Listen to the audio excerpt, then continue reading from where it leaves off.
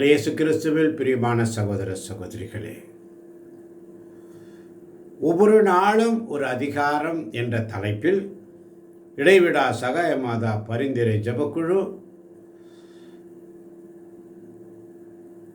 ஒவ்வொரு நாளும் ஒரு அதிகாரம் என்ற தலைப்பில் இடைவிடா சகாய மாதா பரிந்துரை ஜெபக்குழு ஜோதிபுரம் வாசித்து தியானித்து மறை உண்மைகளை கற்றுக்கொண்டு வருகிறோம். ஆவியானவர் நம்மை தொடர்ந்து வழிநடத்தி வருகிறார். இதோ ரோமேயருக்கு எழுதிய திருமுகம் 5ஆம் அதிகாரத்திலே கிறிஸ்துவோடு இணைந்த நிலையில் ஒரு புதிய வாழ்வினை குறித்து, கடவுளுக்கு ஏற்புடையவராகும் பொழுது நமக்கு கிடைக்கும் நன்மைகளை குறித்து 5ஆம் அதிகாரத்திலே நாம் வாசித்தோம். அதை தியானிக்க இருக்கிறோம். இந்த அரை மணி நேரம் முழுமையாக நீங்கள் ஆண்டவர் சமூகத்தில் உங்களை அப்படியே அர்ப்பணிக்கணும். ஆண்டவர் சமூகத்தில் உங்களை அப்படியே சரண்டர் பண்ணி ஒவ்வொரு வார்த்தைகளையும் தியானிக்கும்படியாக ஆவியானவர் நம் ஒவ்வொருவரையும் அழைத்திருக்கிறார். தூய ஆவியே, அன்பினாவியே, துணையாளரே,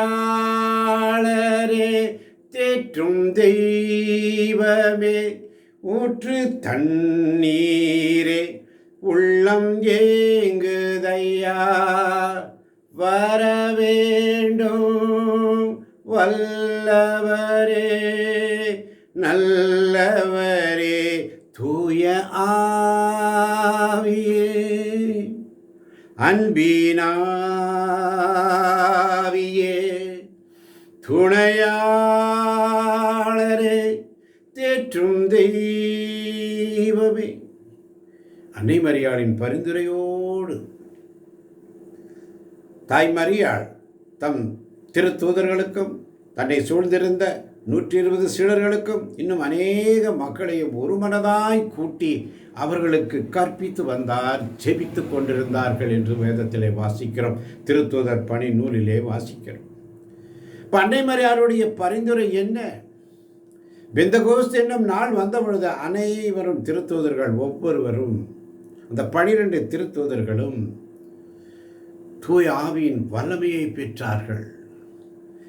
தூய ஆவியின் வல்லமையை பெறுவதற்கு தாய் மரியாள் ஒரு உறுதுணையாக நமக்கு இருந்தாள். ஒருமனப்பட்டு ஒன்று கூட்டி அனைவரையும் சேர்த்து ஜெபிக்கக்கூடிய ஒரு தாய் நமக்கு உண்டு. அப்படிப்பட்ட தாய் மத்தியிலே நாம் இருக்கிறோம். இதோ உன் தாய் என்று ஆண்டவர் கொடுத்த அன்பின் தாய் அன்னை மரியாளின் பரிந்துரையோடு செய்யும் பொழுது அன்னை மரியாள் சொன்னது என்ன? கானா ஒரு பந்தியிலே சொன்னது ஒரே ஒரு வார்த்தை, அவர் சொல்வதையெல்லாம் செய்யுங்கள் என்று சொல்லி. அவர் சொல்வதையெல்லாம் செய்யுங்க, அதுதான் மாதாவுடைய கட்டளை. மாதா வேற ஒன்றும் சொல்லலை. நீ அதை செய், இதை செய், அதை செய், இதை செய்ன்னு சொல்லலை. வேதம் சொல்லுகிறது, தாய் மரியாள் வாயிலிருந்து வந்த வார்த்தை, அவர் சொல்வதையெல்லாம் செய்யுங்கள் என்று சொல்லி. அருள்மிக பெற்றவளே, நீ வாழ்க. ஆண்டவர் உம்முடனே பெண்களுக்குள் ஆசீர்வதிக்கப்பட்டவள் நீரே, உம்முடைய திருவயிற்றின் கனியும் ஆசீர்வதிக்கப்பட்டதே என்று சொல்லி லூக்கா நற்செய்தி 1ஆம் அதிகாரத்திலே வாசிக்கிறோம்.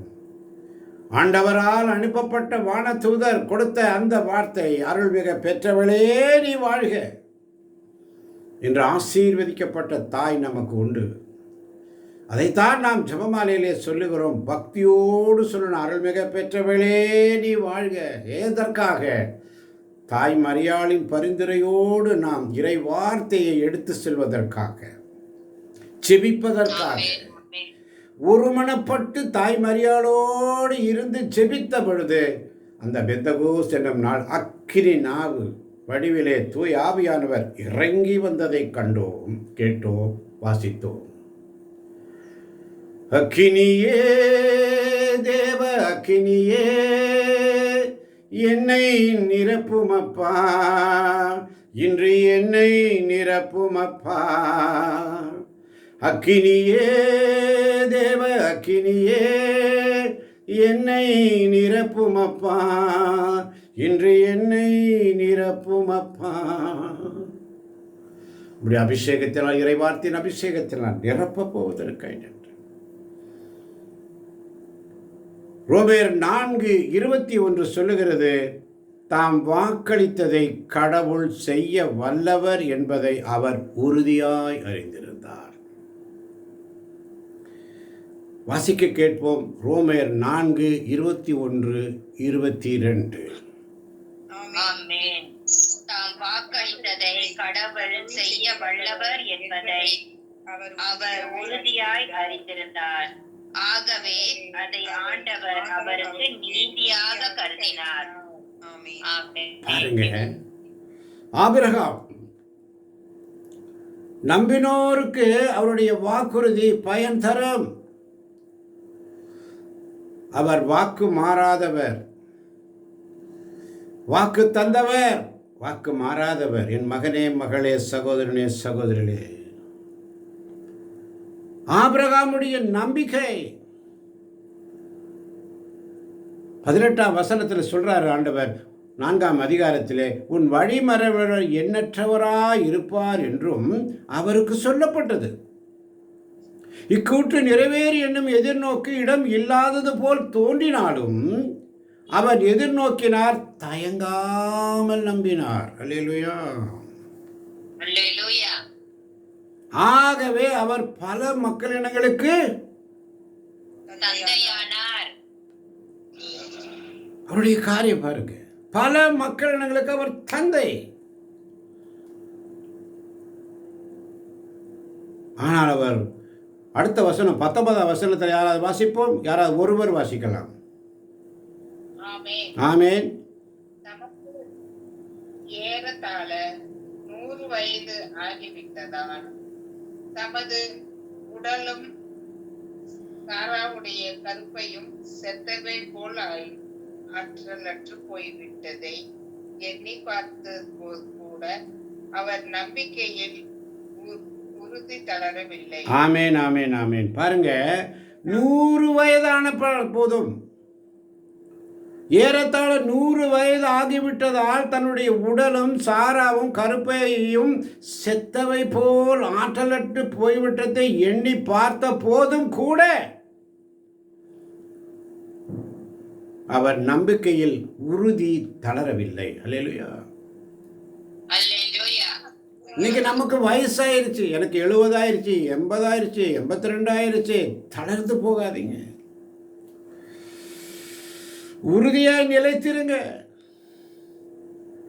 நம்பிக்கையிலே வலுப்பெற வேண்டும். அதனாலதான் 20ஆம் வசனம் சொல்லுகிறது, கடவுளின் வாக்குறுதியை பற்றி ஐயப்படவே இல்லை, கொஞ்சம் கூட டவுட் போடல. அல்லேலூயா. அப்ப அவர் நம்பிக்கையில் ஆபிரகாம் அவர் மேலும் வலு பெற்றார், கடவுளை பெருமைப்படுத்தினார். அப்ப நாம் ஒவ்வொருவரும் ஆண்டோடைய சமூகத்தில் வந்திருக்கின்ற அருமை தேவ ஜனமே, சகோதரனே, சகோதரியே, தேவ பிள்ளைகளே, நம்பிக்கை, கடவுளின் வாக்குறுதியை பற்றிய ஐயப்பாடு இருக்கக்கூடாது. நம்பிக்கையில் மேலும் வலுப்பெற வேண்டியதுதான். அதனால ஆண்டவர் சமூகத்தில் சோர்ந்து போகாத. அரை மணி நேரம், 1 மணி நேரம் ஆண்டவர் அழகா 3 சீடர்களை, 12 சீடர்கள் போவாங்க. கெத்செமனே தோட்டத்தில் எல்லாரையும் கூட்டிகிட்டு போகல, எல்லாரையும் வெளியே நீக்கி வச்சிட்டாரு.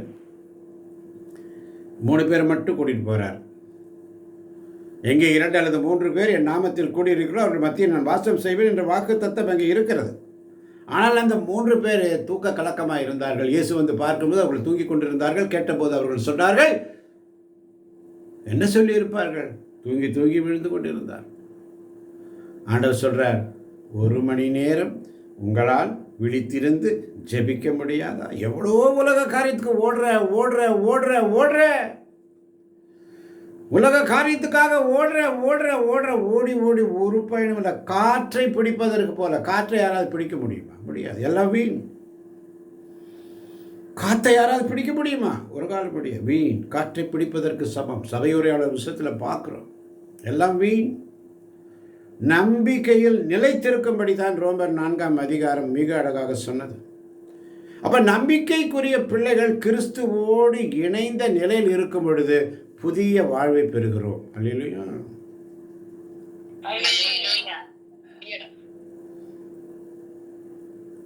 கடவுளுக்கு ஏற்புடையவர் ஆவதால் விளையும் பயன் என்று தலைப்பில் மிக அழகாக கொடுக்கப்பட்டிருக்கிறது.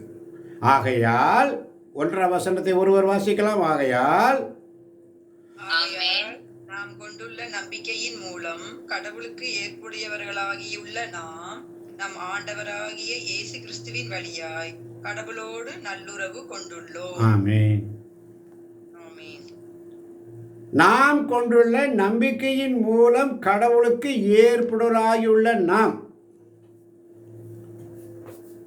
ஆண்டவராகிய இயேசு கிறிஸ்துவின் வழியாய் கடவுளோடு நல்லுறவு கொண்டிருக்கிறோமா? அந்த உறவு நம்மிடத்தில் இருக்கிறதா? காலையிலும் மாலையிலும் ஆண்டவருக்கு ஆராதனை செய்கின்ற வேளையில் நாம் உண்மையான பிள்ளைகளாக வந்து அந்த உறவை நாம் எப்படி வைத்துக் கொள்கிறோம்? அந்த உறவு அற்றுப்போகிறது. காலையில் வந்தால் மாலையில் இல்லை, மாலை வந்தால் காலையில் இல்லை. காலையில் என்னால் வர முடியாது, எனக்கு ஜெபிக்க முடியாது, ரொம்ப டயர்டு பிரதர், தூக்க கலக்கம். ஆசீர்வாதங்களை மட்டும். ஆபிரகாம் எந்த ஆசீர்வாதத்துக்கும் காத்திருக்கல, ஆனால் ஆண்டவர் சொன்னதை நம்பினார். அல்லேலூயா.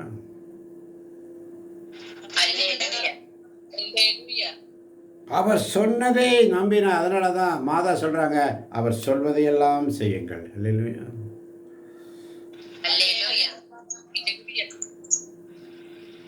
அப்போ 2ஆம் வசனம் சொல்லுகிறது, நாம் இப்போது அருள் நிலையை பெற்றிருக்கிறோம்.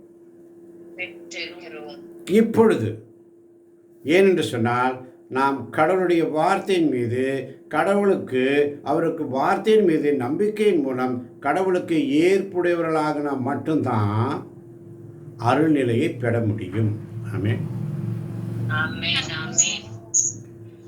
அருள்நிலை பெற வேண்டும் என்றால் கடவுளோடு நல்லுறவு கொள்ள வேண்டும். ஆமென்.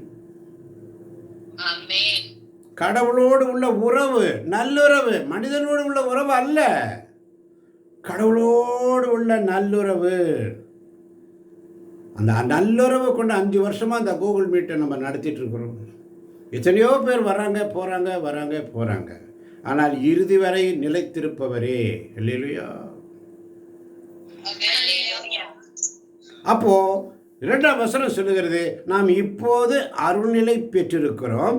இந்நிலையை அடையும் உரிமை இயேசு கிறிஸ்து மீது கொண்ட அவர் வழியாகவே நமக்கு கிடைத்தது. ஆமென். அவர் வழியாக அவரில் நம்பிக்கை கொள்ளும் பொழுது அந்த அருள் நிலை நமக்கு கிடைக்கும். அல்லேலூயா. அப்போ அருள் நிலை நமக்கு கிடைக்கும் பொழுது கடவுளுடைய மாட்சியில் பங்கு பெற முடியும். ஆமென். கடவுளுக்கு ஏற்புடையவராகி அவரோடு உள்ள உறவில் நல்லுறவு.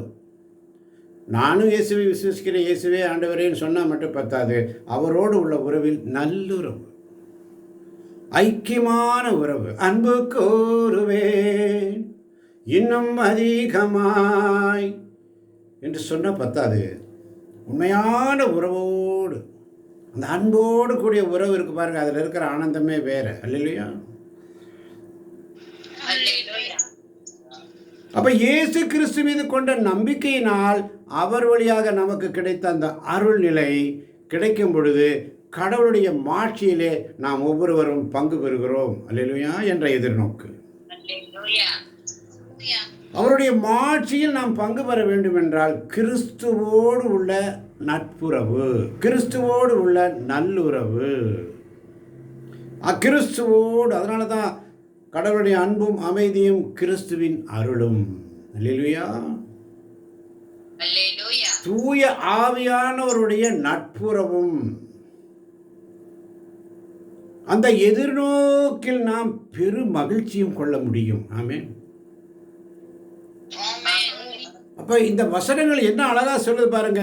நாம் கொண்டுள்ள நம்பிக்கை, முதலாவது ஆண்டவர் மீது கொண்டுள்ள நம்பிக்கையினால்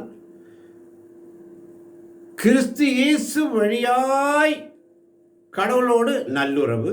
ஆமென். ஆமென். மூன்றாவது, கிறிஸ்து இயேசுவோடு நல்லுறவு கொள்ளும் பொழுது கிறிஸ்து இயேசுவினுடைய அருள் நிலையை நாம் பெற்றிருக்கிறோம். ஆமென். ஆமென். ஆமென். அந்த நிலையை அடையுது எப்படி என்று சொன்னால், கிறிஸ்து மீது கொண்ட நம்பிக்கையினால் மட்டுமே நமக்கு அது கிடைத்தது. அல்லேலூயா. அல்லேலூயா. அப்ப கிறிஸ்துவோடு இணைந்து அருள் நிலையை பெற்ற பொழுது நமக்கு கடவுளின் மாட்சியில் பங்கு பெறக்கூடிய அந்த எதிர்நோக்கு நமக்கு ஆனந்தத்தை தருகிறது. அல்லேலூயா.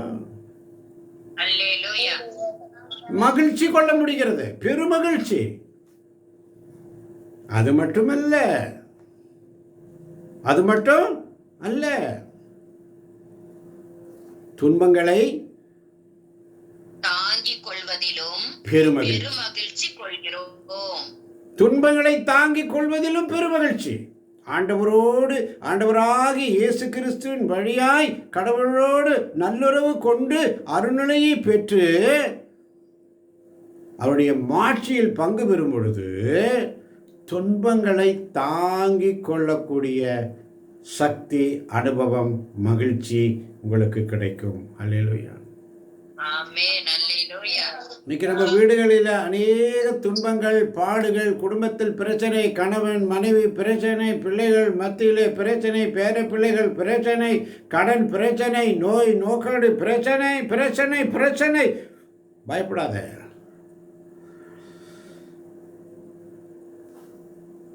உன் நம்பிக்கையில், உறுதியில் தளராதே. அல்லேலூயா. அல்லேலூயா. ஆபிரகாமை போல அவருடைய நம்பிக்கையில் தளரவில்லை. நீங்களும் நானும் கிறிஸ்துவை சொந்த இரட்சகராக ஏற்றுக்கொண்ட நாம் அனைவரும் நம்பிக்கையில் தளராமல் இருக்க வேண்டும். அல்லேலூயா. அல்லேலூயா. துன்பங்களை தாங்கிக் கொள்ளக்கூடிய மகிழ்ச்சி. அல்லேலூயா.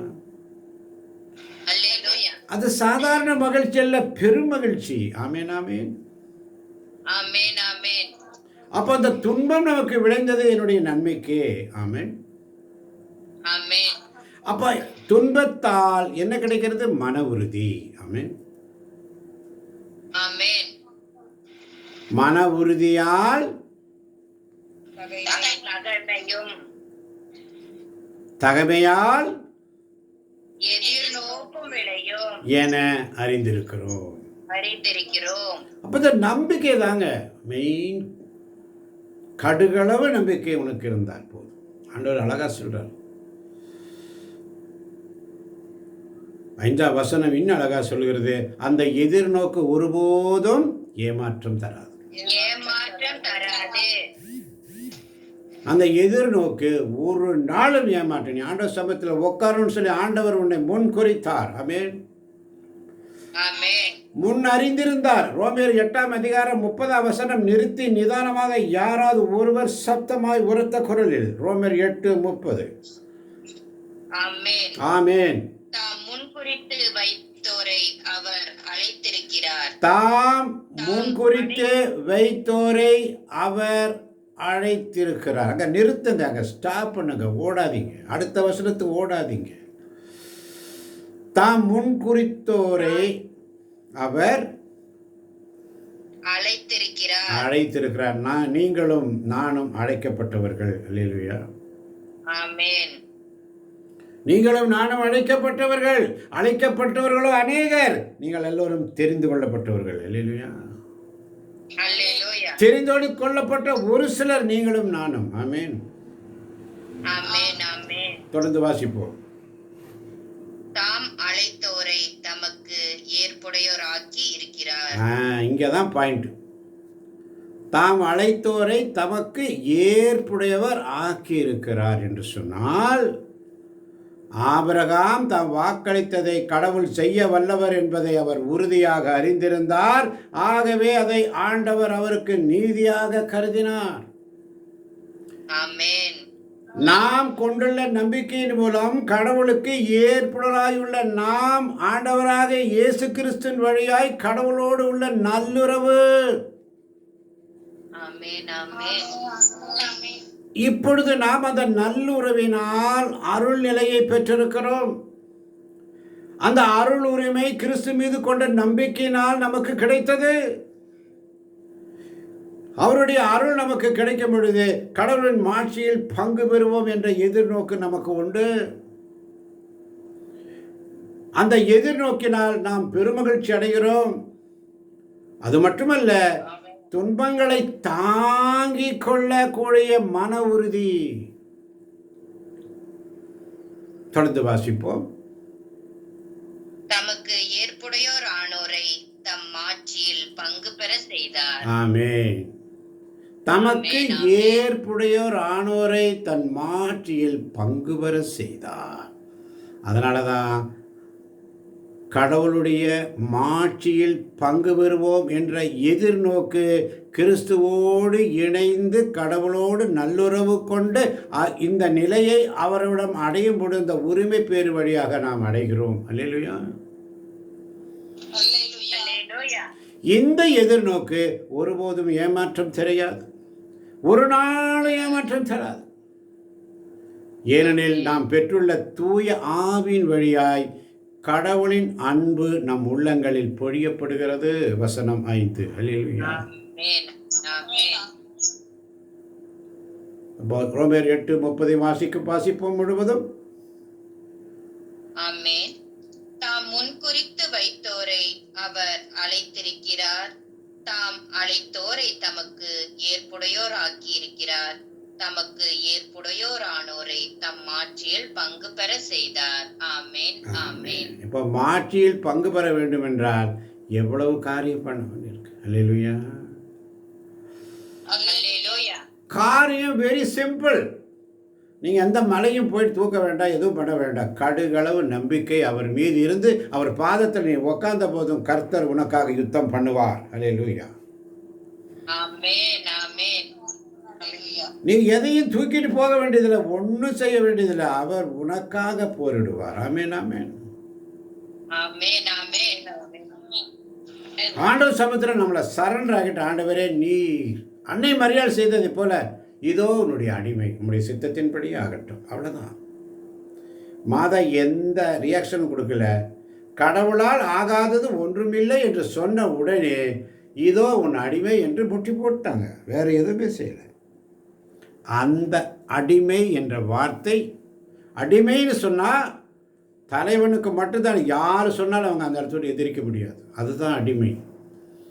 எந்த தலைவனுக்கு கீழே அந்த அடிமை விற்கப்படுவான பழைய ஏற்பாட்டில் பார்க்குறோம். அந்த அடிமை எங்கேயும் போக முடியாது, அசைய முடியாது. அந்த யார்கிட்ட அந்த அடிமையாக இருக்கிறாரோ அவனுக்கு மட்டும்தான் பிரமாணிக்க முடியும். யார் சொன்னாலும் அவன் விட மாட்டான். அதனால தான் மாதா தெளிவாக சொன்னாங்க, இதோ உங்களுடைய அடிமை. அடிமை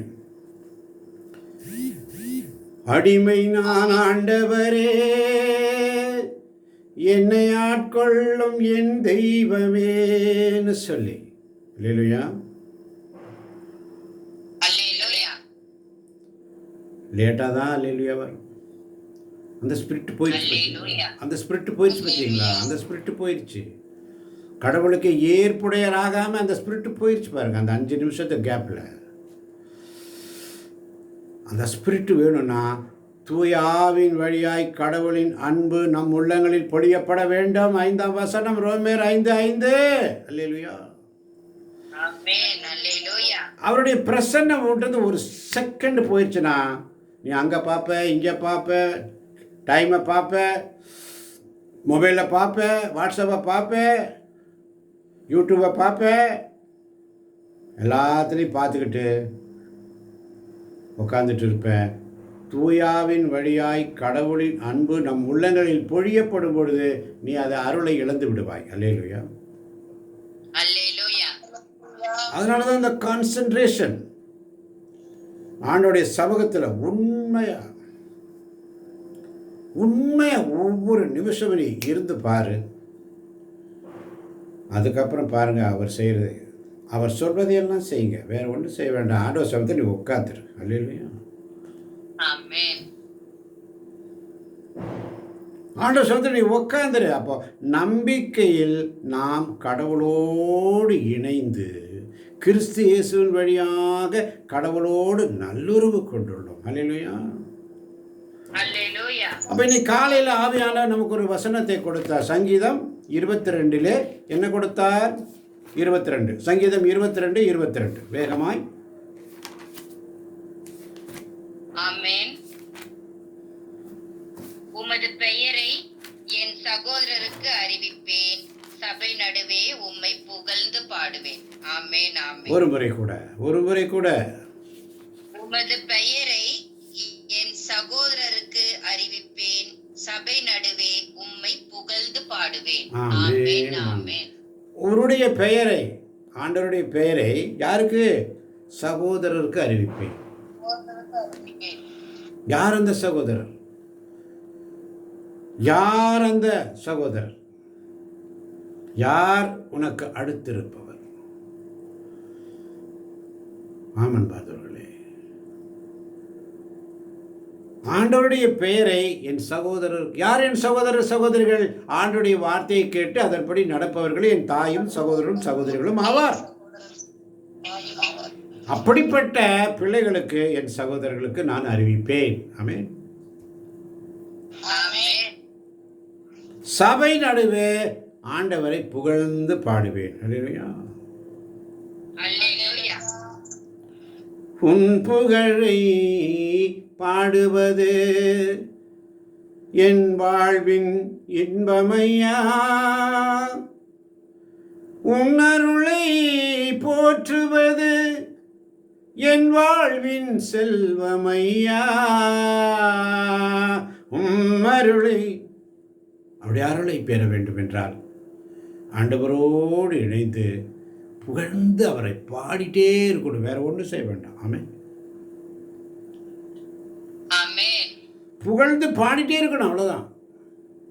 உன் புகழை பாடுவது என் வாழ்வின் இன்பமையா, உன் அருளை போற்றுவது என் வாழ்வின் செல்வமையான்னு சொல்லி. அல்லேலூயா. அல்லேலூயா. அப்போ ஆண்டவர் நமக்கு என்ன கொடுத்தார்? சங்கீதம் 102 காரியங்கள் மறந்துட்டீங்க. அல்லேலூயா. இயேசுவுக்கு நன்றி.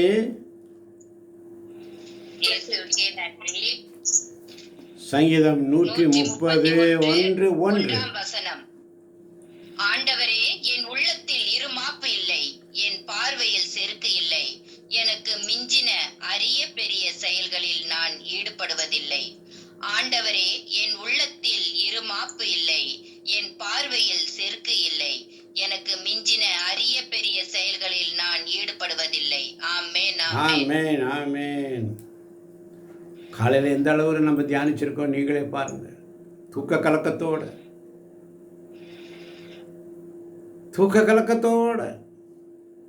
2 காரியங்கள். நேற்று காலையில் 2 காரியங்கள் கொடுத்தார் நீதிமொழிகள் இருந்து. அது என்ன, யாராவது சொல்ல முடியுமா வேகமாய்? ஆமென். நீதிமொழிகள் 30ஆம் அதிகாரம் வசனம் 7-8. வரம் 2 உம்மிடம் கேட்கிறேன், மறுக்காதீர். நான் சாவதற்குள் அவற்றை எனக்கு அளித்தருளும். வஞ்சனையும் பொய்யும் என்னை விட்டு அகல செய்யும். எனக்கு செல்வம் வேண்டாம், வறுமையும் வேண்டாம். எனக்கு தேவையான உணவை மட்டும் தந்தருளும். வஞ்சனையும் பொய்யும் என்னை விட்டு அகல செய்யும். எனக்கு செல்வம் வேண்டாம், வறுமையும் வேண்டாம். எனக்கு தேவையான உணவை மட்டும் தந்தருளும். ஆமென். ஆமென். Give us today our daily bread. எங்கள் அன்றாட உணவை எங்களுக்கு தாரும். அதான் ஜெபமாலை சொல்லிட்டு இருக்கிறீங்க. இந்த ஜெபமாலை ஏன் சொல்கிறோம், எதுக்கு சொல்கிறோன்னே புரியாமல் சொல்லிட்டு இருக்கிறோம். ஓடுறோம். அர்த்தத்தை புரிஞ்சு ஜெபிக்கிறோமா? அருள்மிக பெற்றவளே நீ வாழ்க. வானதூதர் சொன்ன வாழ்த்து, ஆண்டவரால் அனுப்பப்பட்ட வானதூதர் சொன்ன வாழ்த்து.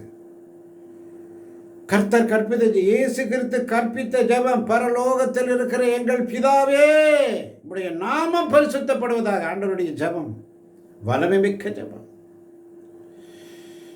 கர்த்தர் கற்பித்த ஜெபத்தை தான் ஜெபமாலையில் சொல்கிறேன். அந்த ஒரு கர்த்தர் கற்பித்த ஜெபத்தில் 7 விண்ணப்பங்கள் இருக்கிறது நான் உங்களுக்கு அழகாக சொல்லி கொடுத்திருக்கிறேன். ஆமென், ஆமென், ஆமென், ஆமென். 7 விண்ணப்பங்கள். வாய் ஆமேன்னு சொல்லாது, ஏன்னா அது எங்களுக்கு தான் புரியலையே. ஆமென். அதுதான் எங்களுக்கு புரியலையே. காலையில் சாப்பிட்டா சாயங்காலம் என்ன சாப்பிட்டோன்னு மறந்துடுறோமே. அன்றாட உணவு எங்களுக்கு கொடுங்க ஆண்டவரே. எனக்கு தேவையான உணவு மட்டும் தாரோம். தேவையான உணவு, கண்டதையும் போனதை சாப்பிடக்கூடாது. நல்ல என்ரிச்டு உணவு. அல்லேலூயா. அல்லேலூயா. அறுசுவை உணவு நல்லா செலக்ட் பண்ணி சாப்பிடுங்க. ஆமென், ஆமென். கச்சா முச்சான் பிளேட் நிறைய போட்டு சாப்பிட்டு பிரயோஜனமே இல்லை. அளவாக சாப்பிடுங்க, ஆரோக்கியமாக சாப்பிடுங்க, ஆண்டவர் வார்த்தையை சாப்பிடுங்க, எல்லாம் ஆரோக்கியமாக முடியும். ஆமென். புரியல, சில பேருக்கு புரியல. ஆமென். தூய, அதனால தான் 1 கொரிந்தியர் 14ஆம் அதிகாரம் 15ஆம் வசனம் அழகாக சொல்கிறது. இந்நிலையில் ஆமென். இந்நிலையில் நான் செய்ய வேண்டியது என்ன? இந்நிலையில் நான் செய்ய வேண்டியது என்ன? தூய ஆவியால் ஆட்கொள்ளப்பட்டு இறைவேண்டல் செய்வேன். தூயாவினால் ஆட்கொள்ளப்பட்டு இறைவேண்டல் செய்வேன். அறிவோடும் இறைவேண்டல் செய்வேன். அறிவோடும் இறைவேண்டல் செய்வேன். தூய ஆவியால் ஆட்கொள்ளப்பட்டு திருப்பாடல் பாடுவேன். தூயாவினால் ஆட்கொள்ளப்பட்டு திருப்பாடல் பாடுவேன். அறிவோடும் திருப்பாடல் பாடுவேன். அறிவோடும் திருப்பாடல் பாடுவேன். ஆமென், ஆமென், அல்லேலூயா. ஆமென், ஆமென். அல்லேலூயா. அல்லேலூயா. இயேசுவுக்கு நன்றி. இயேசுவுக்கே நன்றி. இறுதி ஜெபம்.